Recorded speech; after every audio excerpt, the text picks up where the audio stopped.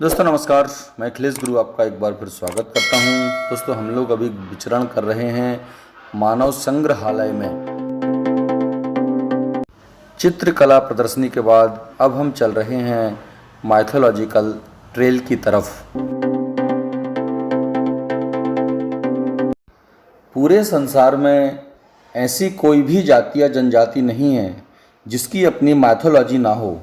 हर समुदाय ने जीवन से जुड़े ऐसे प्रश्न जिनका कोई सीधा सीधा जवाब नहीं है, जैसे हम कौन हैं, कहाँ से आए हैं, क्यों आए हैं। इस तरह के प्रश्न, इनका जवाब अलग अलग तरह की माइथोलॉजी से प्राप्त होता है। माइथोलॉजिकल ट्रेल या मिथक बीथी नामक इस मुक्ताकाश प्रदर्शनी में देश के अनेक आदिवासी लोक मिथकों पर आधारित चित्र, मूर्तियाँ आदि प्रदर्शित हैं। यहाँ प्रदर्शित कृतियाँ लोक कलाकारों एवं आदिवासियों द्वारा अपनी माइथोलॉजी के आधार पर बनाई गई हैं। गौण सृष्टि मिथक के अनुसार सृष्टि रचने के विचार से पुराइन के पत्ते पर बैठे बड़ा देव ने अपने मैल से एक कौवा बनाया। उसे धरती का पता लगाने को कहा। पक्षी पहले सांप और केकड़ा के पास गया। केकड़ा ने केंचुआ की गर्दन दबाई तो उसने धरती उगल दी। मकड़ी ने पानी पर जाल बुना, फिर उस धरती को छवा दिया। बड़ा देव के धरती पर बाल फेंकने से पेड़ होने लगे, जिससे आदमी ने पहला हल बनाया। धरती में हल चला, बड़ा देव ने उस पर भस्म फेंकी तो उसमें से अन्नमाई निकल आई। संसार के लिए पर्याप्त अन्न को रखने के लिए दीमक की बामी को देखकर लिल्लार कोठी की रचना की गई।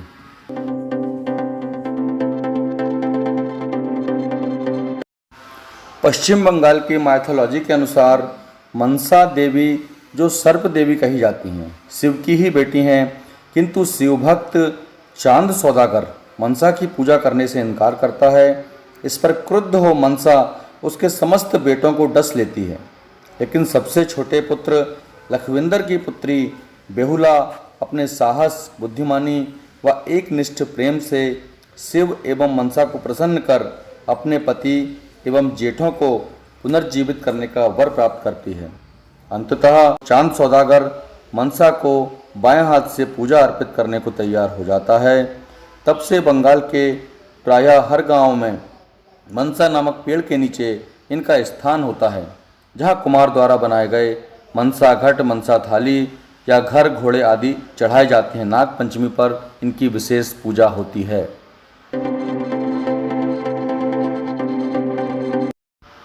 अब हम पश्चिम बंगाल से सोनपुर उड़ीसा तरफ की यात्रा करते हैं।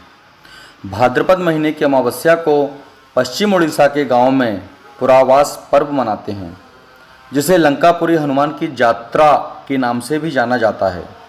दिन में सारा गांव बालिकाओं द्वारा खेल खेल में बनाए गए भोजन को प्रसाद की तरह ग्रहण करता है तथा रात में बच्चे कुम्हार द्वारा बनाए गए मिट्टी के चक्के लगे हनुमान की पूंछ पर आग लगाकर सारे गांव में फेरी निकालते हैं। रामायण के कथा प्रसंग के लोक जीवन दीक्षा में रूपांतरण का यह एक धार्मिक अनुष्ठान है।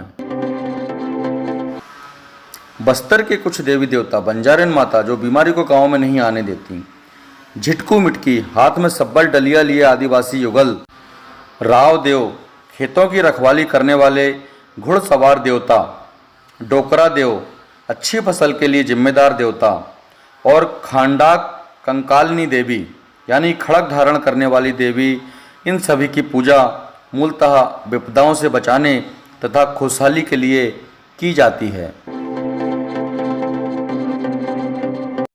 आइए अब आपको मेंढकी बिहाव के अनुष्ठान की कथा सुनाता हूँ। ये छत्तीसगढ़ की लोक कथा है। यदि सावन का महीना सूखा चला जाए तो गांव के लोग मिलकर जिमीदारिन माता से मेंढकों का ब्याह कराने की अनुमति मांगते हैं। सारा गांव इस ब्याह के लिए चंदा करता है। चावल, दाल, तेल, हल्दी, सूत, सिंदूर, बांस की टोकरी, पंखा, चूड़ा, गुड़ इकट्ठा किया जाता है। मरार और पनारा जाति के लोगों को ब्याह के लिए जरूरी खजूर के पत्तों के मुकुट बनाने का काम दिया जाता है। निश्चित दिन पुजारी किसी नाले से मेंढक मेंढकी को पकड़ कर लाता है। लड़के लड़कियां गाजे बाजे के साथ महुए की डाल काट कर लाते हैं, उसे मंडप में गाड़ते हैं तथा उस पर 7 फेरे सूत के बांधते हैं। दूल्हा दुल्हन को मुकुट पहनाकर कपड़ा ओढ़ाकर हल्दी तेल चढ़ती है। ब्याहता स्त्री सिर पर कलश उठाए मंडप में 7 फेरे लेती है और तब कपड़े में गांठ बांधकर ब्याह संपन्न होता है। सारा गांव भोजन करता है। विदाई की रस्म यानी मेंढकों को पुनः उनकी जगह पहुंचा देने का काम होता है। मान्यता है ब्याह से उल्लासित मेंढक टर्राएंगे। उनकी इस टर्राने की वजह से इंद्र प्रसन्न होकर बारिश करेंगे। दोस्तों, कैसी लगी लोक कथाएं? अच्छी लगी हो वीडियो को लाइक शेयर करें। चैनल पर नए हो चैनल को सब्सक्राइब कर बेल आइकॉन प्रेस करें। बहुत बहुत धन्यवाद।